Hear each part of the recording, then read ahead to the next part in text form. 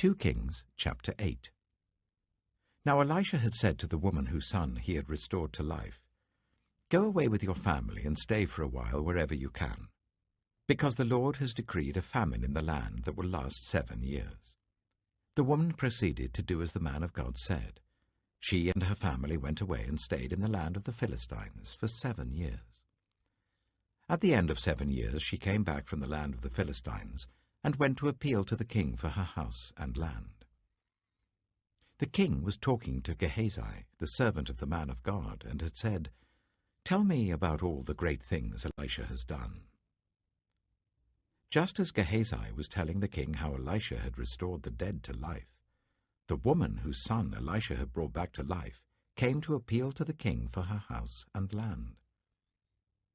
Gehazi said, "This is the woman, my lord the king, and this is her son, whom Elisha restored to life." The king asked the woman about it, and she told him. Then he assigned an official to her case and said to him, "Give back everything that belonged to her, including all the income from her land from the day she left the country until now." Elisha went to Damascus, and Ben-Hadad, king of Aram, was ill. When the king was told, "The man of God has come all the way up here," he said to Hazael, "Take a gift with you and go to meet the man of God. Consult the Lord through him. Ask him, 'Will I recover from this illness?'" Hazael went to meet Elisha, taking with him as a gift 40 camel loads of all the finest wares of Damascus. He went in and stood before him and said, "Your son Ben-Hadad, king of Aram, has sent me to ask, 'Will I recover from this illness?'" Elisha answered, "Go and say to him, 'You will certainly recover.' Nevertheless, the Lord has revealed to me that he will in fact die." He stared at him with a fixed gaze until Hazael was embarrassed. Then the man of God began to weep. "Why is my lord weeping?" asked Hazael. "Because I know the harm you will do to the Israelites," he answered. "You will set fire to their fortified places, kill their young men with the sword, dash their little children to the ground, and rip open their pregnant women." Hazael said, "How could your servant, a mere dog, accomplish such a feat?" "The Lord has shown me that you will become king of Aram," answered Elisha. Then Hazael left Elisha and returned to his master. When Ben-Hadad asked, "What did Elisha say to you?" Hazael replied, "He told me that you would certainly recover."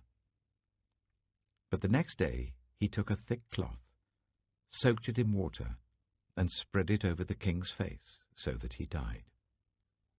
Then Hazael succeeded him as king. In the 5th year of Joram, son of Ahab, king of Israel, when Jehoshaphat was king of Judah, Jehoram, son of Jehoshaphat, began his reign as king of Judah. He was 32 years old when he became king, and he reigned in Jerusalem for 8 years. He followed the ways of the kings of Israel, as the house of Ahab had done, for he married a daughter of Ahab. He did evil in the eyes of the Lord. Nevertheless, for the sake of his servant David, the Lord was not willing to destroy Judah. He had promised to maintain a lamp for David and his descendants forever. In the time of Jehoram, Edom rebelled against Judah and set up its own king. So Jehoram went to Zair with all his chariots. The Edomites surrounded him and his chariot commanders, but he rose up and broke through by night. His army, however, fled back home. To this day, Edom has been in rebellion against Judah. Libnah revolted at the same time. As for the other events of Jehoram's reign and all he did, are they not written in the book of the annals of the kings of Judah? Jehoram rested with his ancestors and was buried with them in the city of David, and Ahaziah his son succeeded him as king. In the 12th year of Joram, son of Ahab, king of Israel, Ahaziah, son of Jehoram, king of Judah, began to reign. Ahaziah was 22 years old when he became king, and he reigned in Jerusalem for 1 year. His mother's name was Athaliah, a granddaughter of Omri, king of Israel. He followed the ways of the house of Ahab and did evil in the eyes of the Lord, as the house of Ahab had done, for he was related by marriage to Ahab's family. Ahaziah went with Joram, son of Ahab, to war against Hazael, king of Aram, at Ramoth-Gilead. The Arameans wounded Joram. So King Joram returned to Jezreel to recover from the wounds the Arameans had inflicted on him at Ramoth in his battle with Hazael, king of Aram. Then Ahaziah, son of Jehoram, king of Judah, went down to Jezreel to see Joram, son of Ahab, because he had been wounded. 2 Kings chapter 9. The prophet Elisha summoned a man from the company of the prophets and said to him, "Tuck your cloak into your belt, take this flask of olive oil with you, and go to Ramoth-Gilead. When you get there, look for Jehu, son of Jehoshaphat, the son of Nimshi. Go to him, get him away from his companions, and take him into an inner room. Then take the flask and pour the oil on his head and declare, 'This is what the Lord says, I anoint you king over Israel.' Then open the door and run. Don't delay." So the young prophet went to Ramoth-Gilead. When he arrived, he found the army officers sitting together. "I have a message for you, Commander," he said. "For which of us?" asked Jehu. "For you, Commander," he replied. Jehu got up and went into the house. Then the prophet poured the oil on Jehu's head and declared, "This is what the Lord, the God of Israel, says. I anoint you king over the Lord's people Israel. You are to destroy the house of Ahab your master, and I will avenge the blood of my servants the prophets and the blood of all the Lord's servants shed by Jezebel. The whole house of Ahab will perish. I will cut off from Ahab every last male in Israel, slave or free. I will make the house of Ahab like the house of Jeroboam, son of Nebat, and like the house of Baasha, son of Ahijah. As for Jezebel, dogs will devour her on the plot of ground at Jezreel, and no one will bury her." Then he opened the door and ran. When Jehu went out to his fellow officers, one of them asked, "Is everything all right? Why did this maniac come to you?" "You know the man and the sort of things he says," Jehu replied. "That's not true," they said. "Tell us." Jehu said, "Here is what he told me. This is what the Lord says. I anoint you king over Israel." They quickly took their cloaks and spread them under him on the bare steps. Then they blew the trumpet and shouted, "Jehu is king." So Jehu, son of Jehoshaphat, the son of Nimshi, conspired against Joram. Now Joram and all Israel had been defending Ramoth-Gilead against Hazael, king of Aram. But King Joram had returned to Jezreel to recover from the wounds the Arameans had inflicted on him in the battle with Hazael, king of Aram. Jehu said, "If you desire to make me king, don't let anyone slip out of the city to go and tell the news in Jezreel." Then he got into his chariot and rode to Jezreel, because Joram was resting there, and Ahaziah, king of Judah, had gone down to see him. When the lookout standing on the tower in Jezreel saw Jehu's troops approaching, he called out, "I see some troops coming." "Get a horseman," Joram ordered. "Send him to meet them and ask, 'Do you come in peace?'" The horseman rode off to meet Jehu and said, "This is what the king says, 'Do you come in peace?'" "What do you have to do with peace?" Jehu replied. "Fall in behind me." The lookout reported, "The messenger has reached them, but he isn't coming back." So the king sent out a second horseman. When he came to them, he said, "This is what the king says, 'Do you come in peace?'" Jehu replied, "What do you have to do with peace? Fall in behind me." The lookout reported, "He has reached them, but he isn't coming back either. The driving is like that of Jehu, son of Nimshi. He drives like a maniac." "Hitch up my chariot," Joram ordered. And when it was hitched up, Joram, king of Israel, and Ahaziah, king of Judah, rode out each in his own chariot, to meet Jehu. They met him at the plot of ground that had belonged to Naboth the Jezreelite. When Joram saw Jehu, he asked, "Have you come in peace, Jehu?" "How can there be peace?" Jehu replied, "as long as all the idolatry and witchcraft of your mother Jezebel abound?" Joram turned about and fled, calling out to Ahaziah, "Treachery, Ahaziah!" Then Jehu drew his bow and shot Joram between the shoulders. The arrow pierced his heart, and he slumped down in his chariot. Jehu said to Bidkar, his chariot officer, "Pick him up and throw him on the field that belonged to Naboth the Jezreelite. Remember how you and I were riding together in chariots behind Ahab his father, when the Lord spoke this prophecy against him? 'Yesterday I saw the blood of Naboth and the blood of his sons, declares the Lord, and I will surely make you pay for it on this plot of ground, declares the Lord.' Now then, pick him up and throw him on that plot, in accordance with the word of the Lord." When Ahaziah, king of Judah, saw what had happened, he fled up the road to Beth-Hagan. Jehu chased him, shouting, "Kill him too!" They wounded him in his chariot on the way up to Gur near Ibleam, but he escaped to Megiddo and died there. His servant took him by chariot to Jerusalem and buried him with his ancestors in his tomb in the city of David.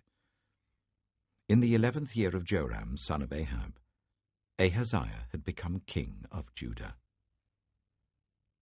Then Jehu went to Jezreel. When Jezebel heard about it, she put on eye makeup, arranged her hair, and looked out of a window. As Jehu entered the gate, she asked, "Have you come in peace, you, Zimri, you murderer of your master?" He looked up at the window and called out, "Who is on my side? Who?" 2 or 3 eunuchs looked down at him. "Throw her down," Jehu said. So they threw her down, and some of her blood spattered the wall and the horses as they trampled her underfoot. Jehu went in and ate and drank. "Take care of that cursed woman," he said, "and bury her, for she was a king's daughter." But when they went out to bury her, they found nothing except her skull, her feet, and her hands. They went back and told Jehu, who said, "This is the word of the Lord that he spoke through his servant Elijah the Tishbite. On the plot of ground at Jezreel, dogs will devour Jezebel's flesh. Jezebel's body will be like dung on the ground in the plot at Jezreel, so that no one will be able to say, 'This is Jezebel.'" 2 Kings Chapter 10. Now there were in Samaria 70 sons of the house of Ahab. So Jehu wrote letters and sent them to Samaria, to the officials of Jezreel, to the elders, and to the guardians of Ahab's children. He said, "You have your master's sons with you, and you have chariots and horses, a fortified city and weapons. Now as soon as this letter reaches you, choose the best and most worthy of your master's sons, and set him on his father's throne. Then fight for your master's house." But they were terrified and said, "If 2 kings could not resist him, how can we?" So the palace administrator, the city governor, the elders, and the guardians sent this message to Jehu. "We are your servants, and we will do anything you say. We will not appoint anyone as king. You do whatever you think best." Then Jehu wrote them a second letter, saying, "If you are on my side and will obey me, take the heads of your master's sons and come to me in Jezreel by this time tomorrow." Now the royal princes, 70 of them, were with the leading men of the city who were bringing them up. When the letter arrived, these men took the princes and slaughtered all 70 of them. They put their heads in baskets and sent them to Jehu in Jezreel. When the messenger arrived, he told Jehu, "They have brought the heads of the princes." Then Jehu ordered, "Put them in 2 piles at the entrance of the city gate until morning." The next morning Jehu went out. He stood before all the people and said, "You are innocent. It was I who conspired against my master and killed him.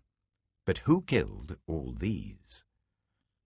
Know then that not a word the Lord has spoken against the house of Ahab will fail. The Lord has done what he announced through his servant Elijah." So Jehu killed everyone in Jezreel who remained of the house of Ahab, as well as all his chief men, his close friends, and his priests, leaving him no survivor. Jehu then set out and went toward Samaria. At Beth-eked of the shepherds, he met some relatives of Ahaziah, king of Judah, and asked, "Who are you?" They said, "We are relatives of Ahaziah, and we have come down to greet the families of the king and of the queen mother." "Take them alive," he ordered. So they took them alive and slaughtered them by the well of Beth-eked, 42 of them. He left no survivor. After he left there, he came upon Jehonadab, son of Rechab, who was on his way to meet him. Jehu greeted him and said, "Are you in accord with me, as I am with you?" "I am," Jehonadab answered. "If so," said Jehu, "give me your hand." So he did, and Jehu helped him up into the chariot. Jehu said, "Come with me and see my zeal for the Lord." Then he made him ride in his chariot. When Jehu came to Samaria, he killed all who were left there of Ahab's family. He destroyed them, according to the word of the Lord spoken to Elijah. Then Jehu brought all the people together and said to them, "Ahab served Baal a little. Jehu will serve him much. Now summon all the prophets of Baal, all his servants, and all his priests. See that no one is missing, because I am going to hold a great sacrifice for Baal. Anyone who fails to come will no longer live." But Jehu was acting deceptively in order to destroy the servants of Baal.